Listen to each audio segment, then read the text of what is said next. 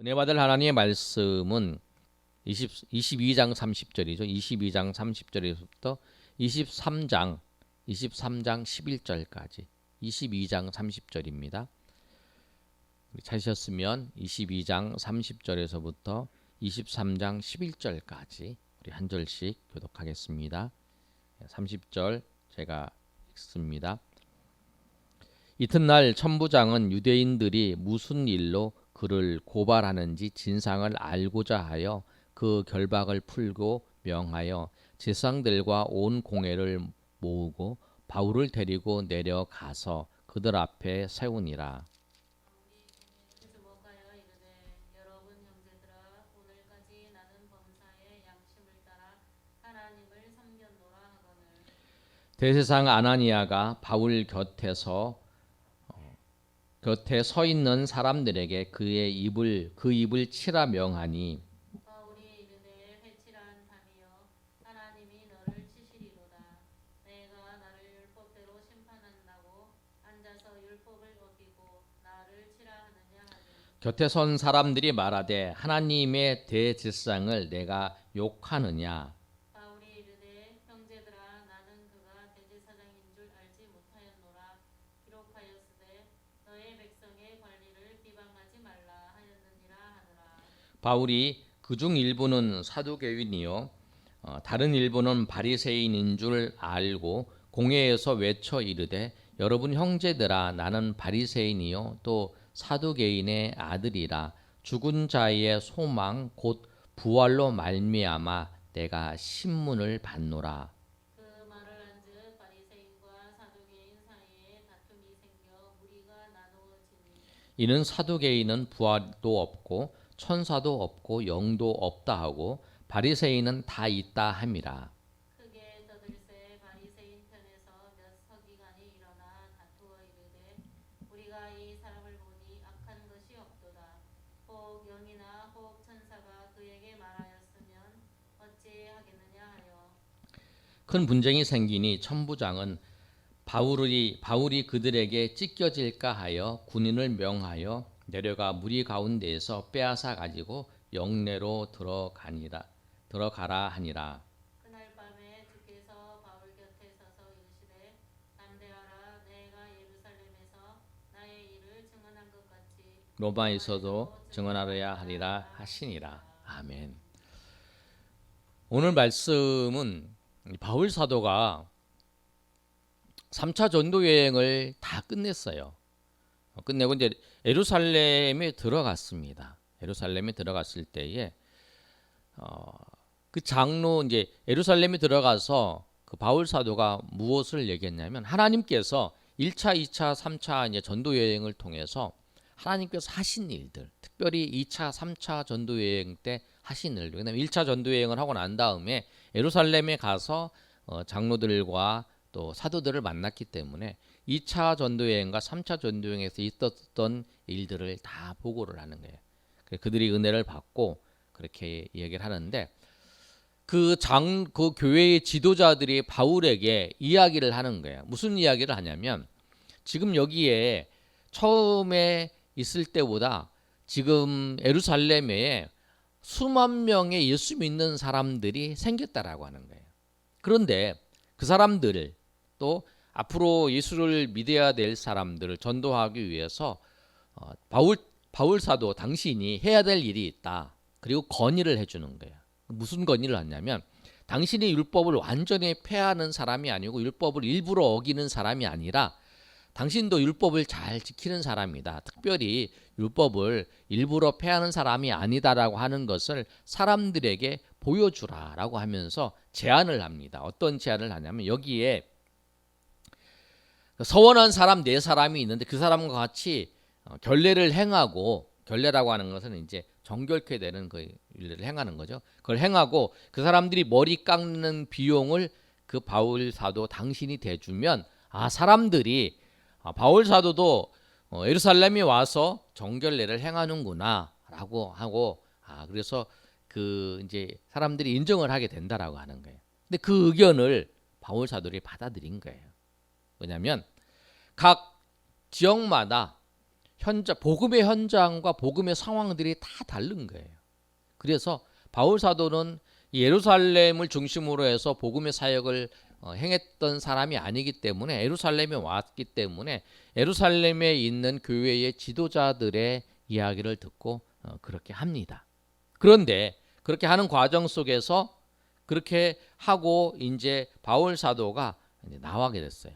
그런데 그걸 보고 그 아시아에서 온 그 유대인들이 바울 사도한테 거짓 증언을 하는 거죠. 잘 몰라서 거짓 증언을 하는 거예요.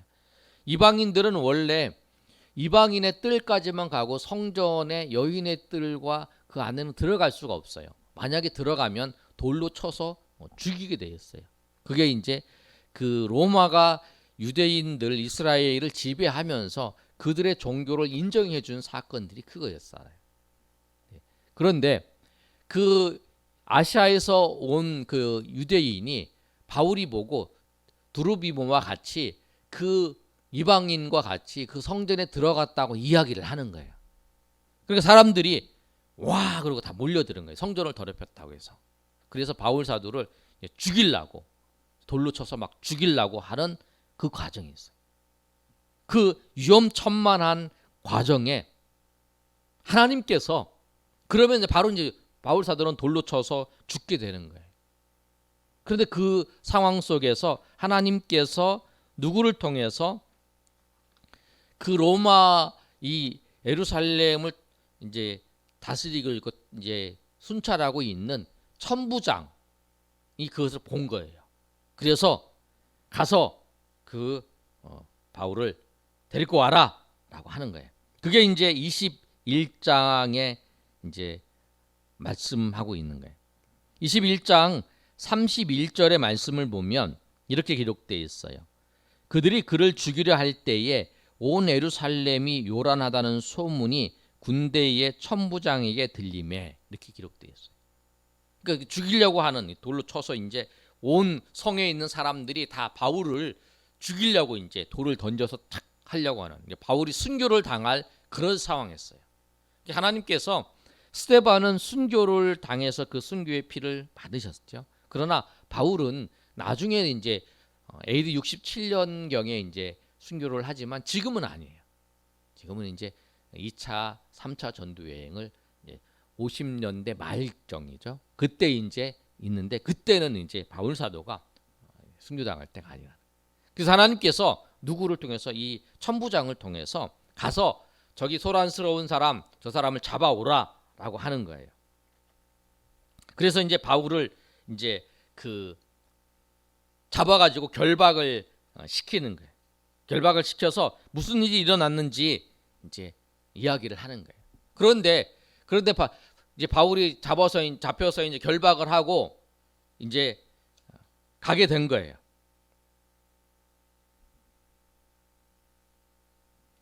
32절에 우리가 보면 32절, 우리가 아까 31절 읽은 32절까지 한번 읽어보면 사도행전 21장 32절 말씀 우리 한번 읽어볼까요?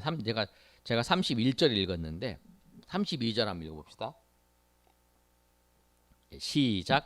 그가 급히 군인들과 백부장들을 거느리고 달려가니 그들이 천부장과 군인들을 보고 바울 치기를 그치는지라. 그들이 이제 바울을 죽이려고 이제 간 거죠. 근데 이제 바울을 갈 때 이제 뭐 돌로 쳐서 죽일 수도 있지만 이제 어떤 사람은 주먹으로 치고 막 이런 거잖아요. 쳐서 막 죽이는 거죠. 그런데 이제 이 바울 군인들이 가기 전에 치고 있는 거예요. 이렇게 때리고 있는 거예요. 이 무리들이, 이 사람들이 바울을 이렇게 때리고 있는 거예요. 그래서 바울 천부장과 군인들이 달려가니까 그 치는 것을 그친 거예요. 두드러 맞은 거죠. 바울이 지금 이제 사람들이 이제 온 그 시민들한테, 거기 우리 예루살렘에 있는 모든 시민들한테 두드러 맞고 이제 죽이려고. 그러니까 거기서 이제 31절에 있는 것처럼 그들이 그를 죽이려고 할 때에 이제 바울을 죽이려고 이제 치면서 이제 막 죽이려고 이제 몰려들은 거예요. 그런데 치고 있는 때에 그 군인이 가니까 거기서 이제 딱 멈추는 거죠. 그리고 난 다음에 이제 그 사람이 이제 천부장이 이제 데리고 가는 거예요. 그런데 이제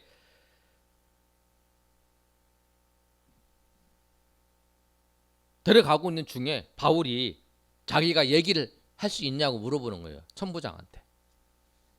하고 싶은 얘기 있으면 해라. 그랬더니 이제 거기서 바울이 21장 37절에서부터 11절까지 말씀이 이제 그 바울이 내가 어떻게 예수를, 사람들이 쭉 있는데 내가 어떻게 예수님을 믿게 됐는지, 내가 다메섹에서 예수님을 믿게 됐다라고 하는 그 사실을 다 이야기를 해주는 거예요. 그랬더니 사람들이 그 얘기를 다 듣고 난 다음에 바울을 저놈을 죽여버리자 막 이렇게 하는 거예요. 저기는 살려두지 말자 막 이러는 거예요. 그렇게 막 살려두지 말자가 막 외치니까 이 천부장이 이제 어떻게 하냐면 이 바울을 이제 그냥 놔두면 안 되니까 사람들 앞에서 이 군인들의 명령하는 게 바울을 때려서 이 로마의 이 채찍을 보면 예수님이 맞았던 그 채찍이 로마의 채찍이에요.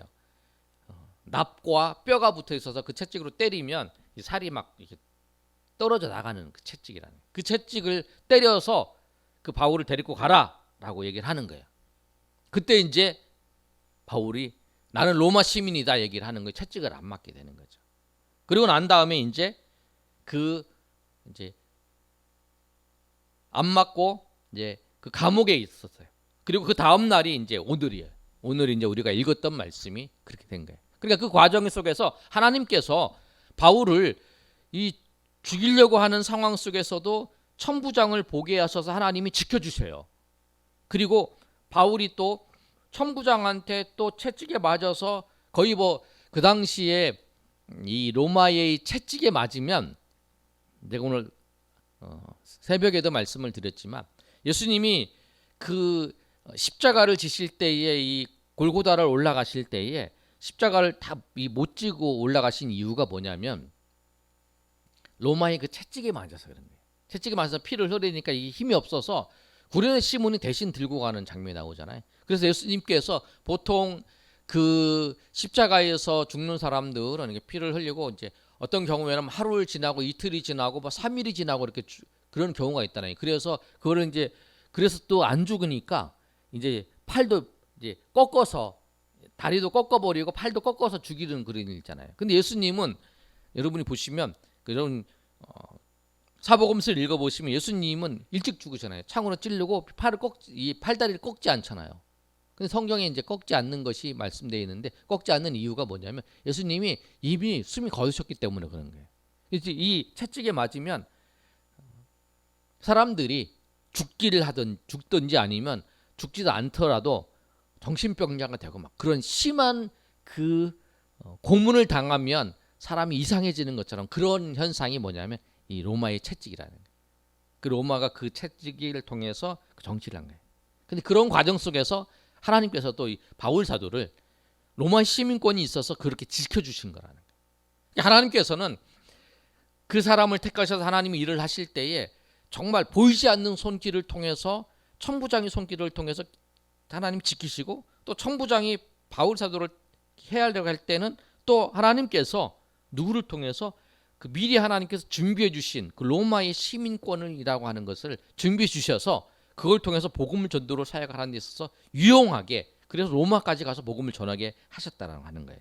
그리고 난 다음에 이제 오늘 바울 사도가 이제 천부장이 이제 어떤 일을 하냐면 오늘 본문의 말씀이 그거예요. 바울이 사람들이 이렇게 죽이려고 하는데 왜 죽이려고 할까? 왜 저기 유대인들이 왜 죽이려고 할까? 천부장이 궁금한 거예요. 이방인들이니까. 그래서 그 예루살렘에 있는 공회, 사내들이 있는 공회에 회의를 모아요. 이렇게 소집을 해서 바울을 그 앞에 세우는 거예요. 그래서 이제 바울을 딱 세웠더니 그 이제 바울이 그 앞에서 얘기를 하는 거예요. 그 말씀이 이제 오늘 1절의 말씀이에요. 23장 1절의 말씀에 공회에 주목하여 이르되 형제들아 오늘까지 내가 범사의 양심을 따라 하나님을 섬겼노라. 내가 하나님을 섬겼습니다. 라고 이제 그 사내들은 공회 앞에서 이제 당당하게 바울 사도가 이제 말하고 있는 거예요.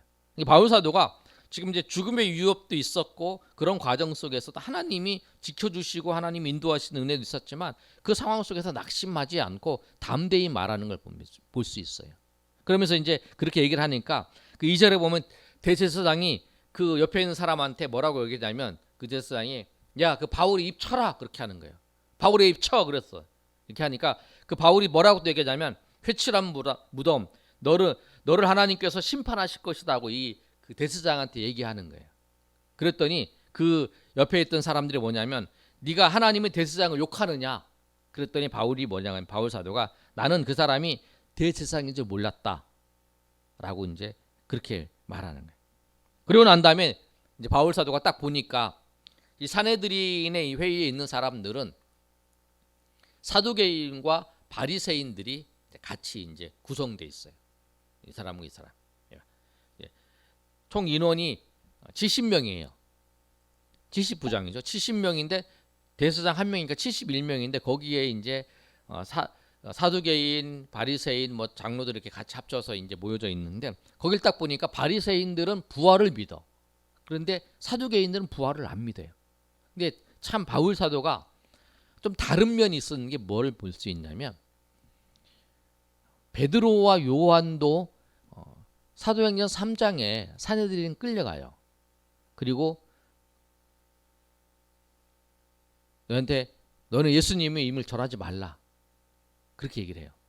근데 그 사건 전에 베드로가 안진병을 일으키는 사건이 있었기 때문에 그렇게 얘기를 하죠. 그리고 담대히 전하잖아요. 근데 지금 바울은 죽으려다가 살아난, 지금 죽이려다가 간전히 건진 그런 사건 속에서도 변함없이 하나님의 말씀을 전하는 거예요. 그러니까 우리가 예수님이 우리가 부활절을 지금 지냈잖아요. 부활을 믿잖아요. 이제 부활에 대해서 이 상황 속에서 부활에 대해서 증거하는 거죠. 그걸 통해서 이야기를 하는 거예요. 그러면서 뭐라고 얘기했냐면 바울이 나는 부활을 믿는다. 근데 나는 부활을 믿는데 바리새인에서 나는 부활을 믿는데 사두개인들이 부활을 안 믿어서 나를 핍박한다. 라고 얘기를 하니까 이제 바울은 놔두고 이 사두개인하고 이 바리새인하고 서로 이제 다투는 일들이 이제 생기는 거예요. 그리고 이제 바울이 이제 거기서 이제 서로 이제 막 다투고 막 그러고 이제 막 바울을 뺏어가서 이제 막 하려고 하니까 이제 천부장이 이제 바울을 이제 빼서 이제 감옥에 다시 넣는 거예요. 죽이지 않도록. 그러면서 이제 그때에 예수님께서 나타나셔서 바울에게 말씀하세요. 뭐라고 말씀하시냐면 11절 말씀이에요. 우리 11절 한번 다 같이 읽어보겠습니다. 시작. 그날 밤에 23장 11절 말씀. 우리 앞에도 있어요. 못 찾으셨으면 앞에 보면 돼요. 시작. 그날 밤에 주께서 바울 곁에 서서 이르시되 담대하라. 내가 예루살렘에서 나의 일을 증언한 것 같이 로마에서도 증언하여야 하리라 하시니라. 아멘. 하나님께서 담대히 예수님을 전하는 사람, 담대히 하나님을 전하는 사람, 그 사람에게 하나님께서 위로하세요. 남모르는 하나님의 위로가 있어요. 하나님 말씀대로 살아가는 자, 하나님 말씀대로 살면서 어려움을 당할 수 있어요. 그러나 그 어려움을 당할 수 있지만 그 어려움 속에서 하나님의 참 기쁨, 위로가 있어요. 그래서 여러분 그 신앙의 선배들이 그런 고백을 해요. 뭐냐면 어떤 고백을 하냐면 내가 고난을 당하고 내가 어려움을 당했다. 그런데 그 어려움을 당했던 것을 통해서 하나님이 깊은 은혜를 알고 하나님의 인도하심을 알게 되었다라고 하는 그 고백들을 해요. 그런데 그 고백들은 어떤 사람이 할 수 있냐면 하나님의 말씀대로 사는 사람, 그 사람들에게 하나님의 위로를 경험할 수 있어요. 아멘. 여러분에게도 정말 하나님이 여러분에게 베풀어 주신 은혜를, 하나님의 위로를 여러분 경험하시기를 원하십니까? 그렇다면 여러분 하나님의 뜻대로 여러분 사시기를 바랍니다. 아멘. 그럴 때에 하나님의 위로와 하나님의 평강이 임합니다. 오늘 바울 사도도 담대히 하나님의 말씀을 어떤 상황 속에서도 변하지 아니하고 하나님의 말씀을 전하고 또 하나님의 뜻대로 살았어요. 근데 그날 밤에 주께서 나타나셔서 위로하시는 거예요. 담대하라. 담대하라. 그리고 예루살렘에서 나를 증언한 것처럼 로마에서도 증언하여야 하리라. 그렇게 내가 너를 그렇게 세워주겠다라고 하는 거예요. 내가 예루살렘에서 나의 이름을 높여준 것처럼 이 로마에서도 나의 이름을 주는 일에 너를 내가 쓰겠다라고 하시는 거예요. 그럼 그 본문 말씀이 그걸 말씀하고 있는 거예요. 코로나 이 상황 속에서도 정말 이 시대 속에서 살아가면서 정말 하나님의 위로와 하나님이 주시는 그 평강을 여러분 정말로 경험하시기를 원하십니까? 그렇다면 여러분 하나님의 뜻대로 사시길 바랍니다. 하나님의 말씀대로, 하나님의 뜻대로, 하나님이 원하시는 대로 살아가는 자에게 하나님의 큰 위로가 있어요. 오늘 바울 사도에게 그런 위로가 있었다는 거예요. 그리고 그 하나님 그 대적들 앞에서 담대하게 주님을, 예수님을 내가 전하는 사람. 내가 양심을 따라서 내가 행동을 했고 내가 당당하게 오히려 그 대제사장을 비웃는 것처럼 그렇게, 그리고 이 상황들을, 환경들을 주관하는 것 같잖아요. 이 바리새인과 서기관이 있는 이 사람들에게 주눅들지 않고 오히려 이 사람들을 서로 격분시켜서 서로 이제 다투게 만드는 그런 지혜를 발휘하는, 그런 상황 속에서 냉철한 지혜를 발휘하고 있는 그런 모습이라는 거예요. 그것이 뭐냐면 하나님의 뜻대로, 하나님의 원대로 살아가는 사람들에게 주시는 하나님의 위로라는 거예요. 그리고 하나님께서 그 사람들 하나님께서 지켜주세요. 하나님의 사명을 이루는 날까지 하나님께서 그 복음을 로마에서도 증거하고 복음을 나타내고 복음을 증거하는 그 과정 속에서 하나님이 지켜줘요. 풍랑이 일었을 때도 지켜줘요. 그러나 마지막에 하나님께서 그의 삶을 거두실 때는 하나님께서 영광스럽게 순교의 그 제물로 하나님이 받으셨잖아요. 여러분 우리가 이 세상에서 어떻게 죽음을 맞이하는가 그게 중요한 게 아니라 내가 그냥 우리는 어차피 인생은 죽어요. 우리가 여기가 끝이 아니잖아요. 우리 천국이 우리의 인생의 목표고 우리 인생이 끝이잖아요. 그런데 그 천국에 어떻게 들어가느냐?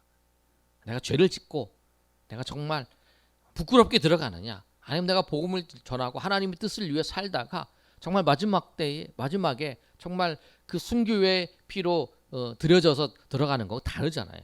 어차피 죽을 인생인데 그렇게 들여진 사람들은 다르잖아요. 바울 사도는 그렇게, 그러나 끝까지 그 사명을 이룰 때까지 하나님이 지키신다는 거예요. 여러분에게 주신 사명이 있잖아요. 여러분에게 주신 하나님의 고유의 사명들이 있어요. 그런데 그 사명을 이루는 날까지 하나님은 여러분을 지켜주세요. 왜? 하나님 편이기 때문에, 하나님 것이기 때문에 하나님이 지켜주세요. 여러분 환난과 어려움이 있다고 절대 하나님을 놓치면 안 돼요. 하나님을 잊어버리면 안 돼요. 하나님을 잊어버리는 순간 여러분 모든 것을 우리는 다 잊어버리는 거예요. 사단은 우리로 하여금 하나님으로 향하는 우리의 시선을 놓치게 해요. 하나님으로 멀어지게 해요. 그것이 사단의 작전이에요. 핑계를 대면서, 어떤 사건에 핑계를 대면서 그렇게 하면서 우리가 그 사명의 자리에서 멀어지게 하는 게 사단의 작전이라는.